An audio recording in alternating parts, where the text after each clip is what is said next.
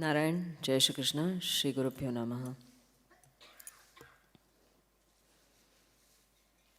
So we start with stanza 49. Suvrata, sumukha, sūkṣma, sughoṣa, sukhada, sūṛt, manoharo, jitakrodha, vīrabāhu, vidāraṇaḥ.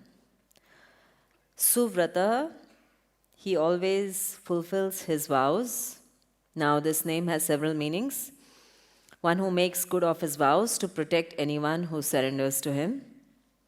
One who has good control of the offerings that he is accepting. And one who continues to observe these vows in his incarnations to set an example for the universal welfare. Bhagavan Bhashyakar explains this as Shobhanam Vratam Asya Iti Suvrataha. He has a noble and supreme resolve to protect anyone who approaches him. In the Ramayana 6:18:33, Bhagwan Ram says, Sakrideva prapannaya tava asmi iti yachate abhayam sarva bhutebhyo dadami etat vratam mama.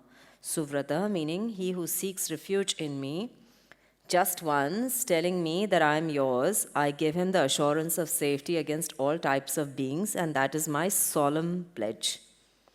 We also see this in the Bhagavad Gita, 1866, where he says, Mokshishyami ma shuchaha, I will relieve you of your sins and liberate you, do not despair.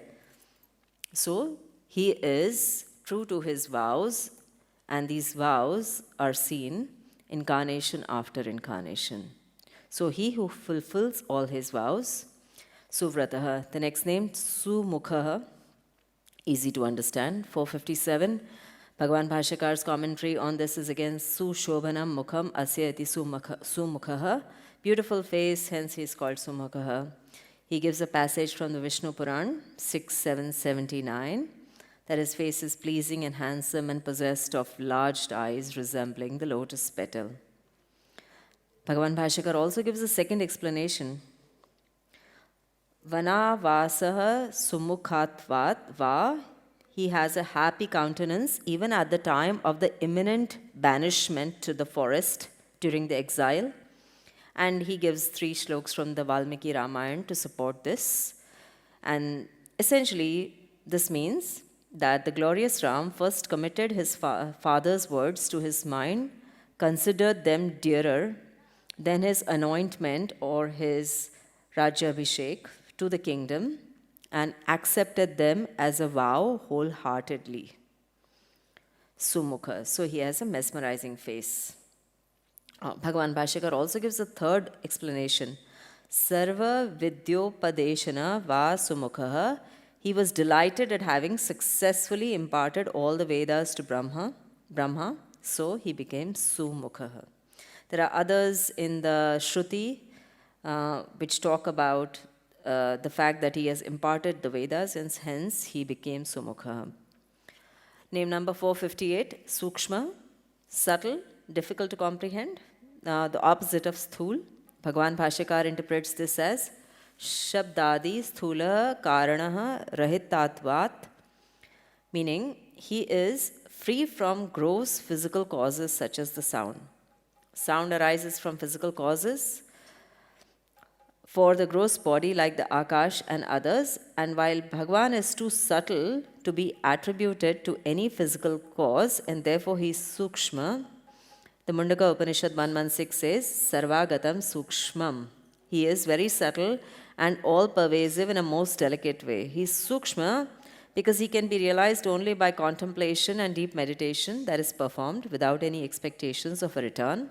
And he cannot be comprehended through physical organs like the eyes or the ears, nor can he be realized through the mind, but he can only be experienced.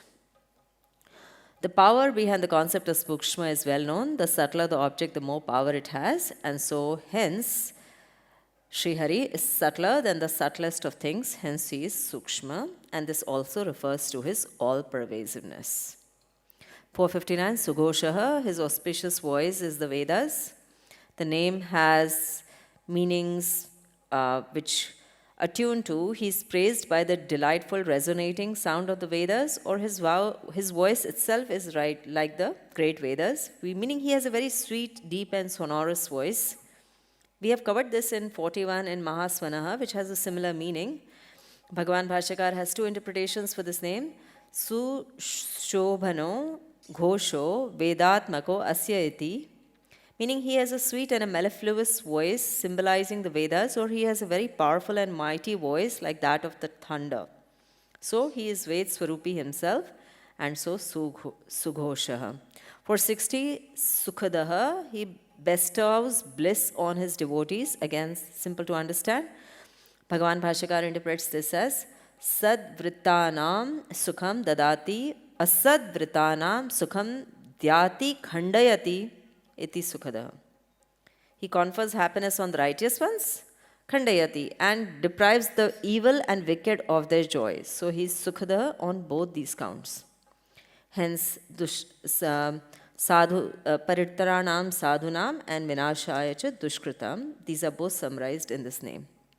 Suhṛt, meaning the good-hearted, a true benefactor, a true friend.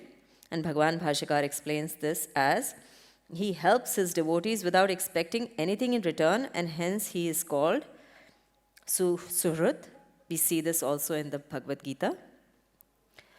So, prati upkara nirapekshayatana nirapekshataya upakaritvat suhṛt. So, without expecting anything in return. 462, manoharo, this is where we started yesterday. He captivates the mind. Bhagavan Bhashyakar interprets this as he captivates the mind because of his unlimited bliss, and hence he is called manoharo. The Chandogya Upanishad 7.23 says, Yove bhuma tat sukham nalpe sukhamasti. The infinite joy is joy, and there is no joy in the finite. The infinite alone is joy. And because of the innate benevolence noted above, he is manoharo. He captivates everyone's hearts and mind. For example, Bhagavan in his Mohini avatar also attracted the attention of everyone. And this is seen, obviously, avatar after avatar, in the Krishna avatar, in the Ram avatar, and so on. The Smriti and the Shruti both have several instances that exemplify the word manoharo. 463, jitakrodha. He who has conquered anger, Bhagavan Bhashyakar explains this as jitakrodha yena saha jitakrodha, meaning he who has completely conquered the emotion of anger. Now, even when he kills the demons who are the enemies of the devas, it is not out of anger, but it is in order to protect righteousness or dharma. The import is that Sri Hari, unlike ordinary mortals, is not aggressive out of anger, but punishes evildoers as a measure to establish dharma. Even his killing is an act of mercy and not an act of anger. Hence, krodha, jitakrodha. We have seen this earlier in other names like krodhaha, krodhakrit, karta. So he gets angry only if he chooses to, of his own will. Only when his devotees are harassed or tormented, he gets angry in order to come to their aid, taking his ugra form or his angry disposition, as we see in the Narsimha avatar, where he rushes in anger to protect Bhakt Prahlad. Hence, jitakrodha. 464, vīrabāhu. Again, easy to understand, Mahabāhu. We see this in the Srimad Bhagavat, where Arjun refers to Shri Krishna as Mahabāhu, Bhaktanam Abhayankar, one who has mighty arms. Bhagavan Bhashyakar takes this as a logical sequel to the previous name and interprets this as Tridasha Shatrun Nignan Veda Maryadan Sthapayan Vikramashali Bahu Asya Iti Vīrabāhu. Meaning, his arms are powerful and mighty to be able to kill the enemies of the devas and establish deference to the Vedas and Dharma, hence Vīrabāhu, meaning he uses his might to establish righteousness, hence Vīrabāhu. Versus Ravana or someone else who may be Vīrabāhu but does not use his might to establish Dharma. The next name, 265, vidāraṇaḥ, meaning he destroys those who are unrighteous. Now the name has two meanings again, destroyer of the unrighteous ones or destroying the sins of the devotees. Either one works, and Bhagavan Bhashyakar interprets this as adharmikan vidārayati iti vidāraṇaḥ. He cuts away or eliminates those acting against dharma, hence he is called vidāraṇaḥ. This is the reason he incarnates himself time and again whenever dharma or noble people are threatened by evildoers. The next name, svāpana, 466. He lulls people into a trance, svāpana. Now, Bhagavan Bhashyakar interprets this name as praninaha swapayan atmasambodha viduran mayaya kurvan svāpana, meaning he puts people to sleep, or he puts them under delusion by the use of his maya or his power of illusion, hence he is called svāpana. This name is interpreted also as he puts everyone to sleep at the time of pralaya. He puts people to sleep under delusion, although he is himself wide awake. Now this gun of Sri Bhagavan is reflected also because the sun puts everyone to sleep during the night hours, but the sun does not sleep. And so the Bhagavad Gita chapter 7:25, Bhagavan talks about the fact that I'm not perceivable to most people immersed in the cloud of Maya or illusion. The ignorant of this world cannot understand me,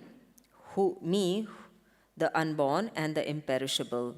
Hence, the one who are reeling under delusion of the Maya of Sri Hari are the ones who are impacted by this name, svāpana. Now, the next name, 467, svavaśa. So, independent. The word vash means control, swa means swatantra or independent. So he is not under control of anyone except himself.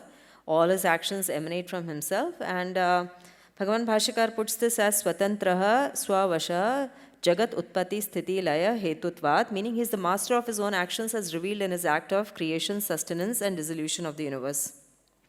So the expression just means Sri Hari is not under control of anyone. He doesn't need anyone's help or support for whatever he does. Everything is under his control, and he does his acts of creation, sustenance, and dissolution as he wishes. The next name, vyāpī, easy to understand again, all-pervasive. There are two interpretations. The one is he pervades everywhere like the sky, hence vyāpī. So Bhagavan is all-pervasive, omnipresent. We have talked about this attribute very many times. And he moves everyone like this, everywhere like the sky, hence he is also vyāpī. The second interpretation is karannetvena sarva karyanam vyāpanad vyāpī, meaning he is the ultimate cause of all causes. He remains in every action at his fundamental basis. Thence, he not only occupies all the space but also all action. So he is the cause of causes. So he is vyāpī on both those counts. Katha Upanishad 238 talks about beyond the unmanifested is the all-pervading Purush, devoid of all distinctive marks and characteristics, knowing whom the mortal man is emancipated and attains immortality, so vyāpī. We've talked about this again very many times. Sadguru Bhagavan has explained this as the karya and the karan, the gold and the gold ornaments and so on and so forth. But there are very many references again from the Shruti, which I will not go in right now, in the Yajurved, in the Rigved 198.2, and in the Atharvaved, where the pervasive dimension of Sri Hari has been enunciated. 469, naikātmā. We have seen this earlier, naikarupa and now naikātmā, taking on diverse forms. Bhagavan Bhashyakar explains this as jagat utpatti adishu avirbhutah nimittah shaktibhi vibhutibhi anekatha tishthan naikātmā, meaning he manifests himself in multifarious forms which are revealed in his various activities, beginning with the creation of the world to the various energies and splendors displayed by him. Each of his creation is a form of himself, so he is naikātmā, not confined to any one particular form. In the Bhagavad Gita 7:21, Bhagavan says, I am in everyone's heart as the super soul. Whomsoever wishes to worship their Ishtadev, I sustain their faith firmly in that God. Hence he is sarva vyāpī, as we have seen earlier, or all-knowing. The Yajurved 32.1 also talks about this. Agni, that is, Aditya, that is, Vayu, that is, Chandrama, that is, bright one is that, the Brahma is that, the waters are that, and the Prajapati is that. Or in the Rigved 8.98.11, Tvam hi naha pita vaso tvam mata, and so on. You are our father and mother, and the refuge of all. Naikātmā. 470, following this dimension, is naikakarmakṛt. He who performs diverse acts. The name is again a logical sequel to the previous name. He not only takes diverse forms, but he performs many diverse activities, and Bhagavan Bhashyakar interprets this as Jagat Utpatti, Sampatti, Vipatti, Prabhriti, Karmani Karoti iti naikakarmakṛt. He is engaged in a wide variety of tasks such as creation, protection, destruction of the world. Hence, he is called naikakarmakṛt, person of many activities. The next name, 471, vatsara. He lives in all beings. The name again has many interpretations. He lives in beings, or everything lives in him, or he is time, or he restores the calves to the gops. We have seen this earlier as samvatsar when it comes to the time element. The word is derived from the root vas, meaning to dwell. Bhagwan, Sri Hari, resides in all beings as a way of administering his dharma or his rule, for bestowing fruits in a just manner for the acts of all, and he lives as an antaryami in everyone in order to guide them towards the path of dharma. Bhagavan Bhashyakar explains this as Vasati Atra Akhilam iti Vatsaraha. The whole universe resides in him, hence he is Vatsaraha. In the Bhagavad Gita 7:12, Bhagavan says, consider all beings to be evolved from me. Not only do I live in them, but they also live in me. So, Antastham Yasya Vishwam, in whose interior the whole universe resides, is Vatsara. There are several other mantras about Bhagavan which bring out this point. In the Ishavasya Upanishad, we've talked about that earlier. All this, whatever moves in the universe, including the universe itself which is moving, is pervaded or indwelt by the Lord. Ishavasya Midam Sarvam, and so on. Vatsara, as earlier, refers to the time period also. So he's also a continuum of times and space in which all creatures live. So he is endless space and infinite time, and hence he is Vatsara. Vatsala, 472, the affectionate. The name signifies that he has extreme love for his devotees. Bhagavan Bhashyakar interprets his name as Bhakta Snehitvat Vatsala. He loves his devotees intensely, hence he is called Vatsala. In the Bhagavad Gita 12, Sri Bhagavan gives a series of profiles of devotees who endear themselves to him. They are found in verses 14 to 20. In the final verse, he says, those who follow the imperishable path of devotional service and completely engage themselves with faith, making me the supreme goal, they are very, very dear to me. So, Vatsalaha, the affectionate one towards his devotees. 473, Vatsī, he who protects his devotees. Bhagavan Bhashyakar again gives two interpretations for this. The first one is Vatsanan Palanat Vatsī, he who takes care of all those dear to him is called Vatsī. In the Bhagavad Gita 9:22, Bhagavan talks about Ananyas Chintayanto Mam Ye Jana Paryupasate, and so on. By those who always worship me with exclusive devotion, meditating on my transcendental form, to them I give what they lack and preserve what they have. The second interpretation also is that he is the creator and the father of all beings. The whole set of beings are his children. Hence he is called Vatsī, the one with countless Vats or children. In his Gopal incarnation, we have seen this in the Srimad Bhagavat, he protects the calves during the episode involving Indra, Brahma. Another interpretation refers to the innumerable hosts of souls or Vats who are always tended by him like a cow tends to its calf with affection, hence Vatsī. Ratnagarbha, name number 474, the one who possesses abundant wealth. Bhagavan Bhashyakar's commentary is based on the ratnas or the gems being treasured in the depths of the oceans, and Bhagavan himself is the form of the ocean, so he sees Ratnagarbha in his own words. Ratnani garbha bhutani asya iti samudro Ratnagarbha. He is the ocean containing all the gems in his interior, hence he is Ratnagarbha.